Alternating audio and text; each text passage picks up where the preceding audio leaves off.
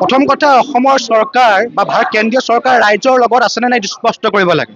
কাৰণ ৰাইজে বাৰম্বাৰ এটা কথা স্পষ্টভাৱে কৈ আহিছে যে ৰাষ্ট্ৰীয় ঘাইপথ সেই ৰাষ্ট্ৰীয় ঘাট জখলাবন্ধাৰ মাৰি যাব লাগে। তাৰ পিছতো আজিৰ তাৰিখলৈকে ৰাইজৰ কথা নুশুনা এইখন চৰকাৰে নিজৰ ব্যক্তিগত স্বাৰ্থ পূৰণৰ যি সিদ্ধান্ত লৈছে সেই সিদ্ধান্তৰ কাৰণে আজি এই প্ৰতিবাদ কাৰ্যসূচী গ্ৰহণ কৰিবলগীয়া হৈছে।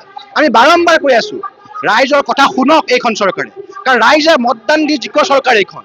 বাৰম্বাৰ তেওঁলোকে ৰাইজৰ কথা কয়, ৰাইজৰ কথা আস্থা ৰখা কথা কয়, তাৰ পিছতো আজি যে ৰাইজৰ কথা শুনা নাই তাৰ কাৰণে প্ৰতিবাদ হৈছে। অসম চৰকাৰৰ হিমন্ত বিশ্ব শৰ্মা আৰু কেন্দ্ৰীয় চৰকাৰ নৰেন্দ্ৰ মোদীৰ যি চৰকাৰখন আছে সেই চৰকাৰখনে ৰাইজৰ কথা শুনি ৰাইজৰ কথা ভাবি কাম কৰা উচিত, নহ'লে কিন্তু ইয়াতকৈ ভয়াৱহ পৰিস্থিতি হ'ব।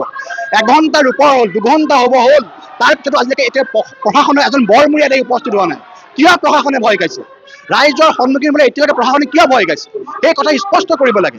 কাৰণ ৰাইজে প্ৰতিবাদ কৰি আছে, 2 ঘণ্টা হ'ব হ'ল, তাৰ পিছতো প্ৰশাসন আহি নোপোৱাটো আটাইতকৈ পৰিতাপৰ কথা, আটাইতকৈ লজ্জাজনক কথা।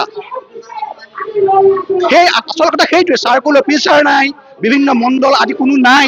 তাৰ কাৰণটো কি? কি কাৰণে আহিব পৰা নাই এই 11 বজালৈকে? তেওঁলোকে সুধিলে কয় ফিল্ডত আছে। ক'ৰ ফিল্ডত আছে? ফিল্ডলৈ যাবলৈ ৰাইজ তেওঁলোক য'তে ত'তে লগ পাবলৈ ৰাইজ কিন্তু ৰখি আছে, কিন্তু তেওঁ ক'ব নোৱাৰে ক'ত আছে, কাৰণ তেওঁলোকে আহিবলৈ ৰাইজৰ সন্মুখীন হ'বলৈ ভয় খাইছে।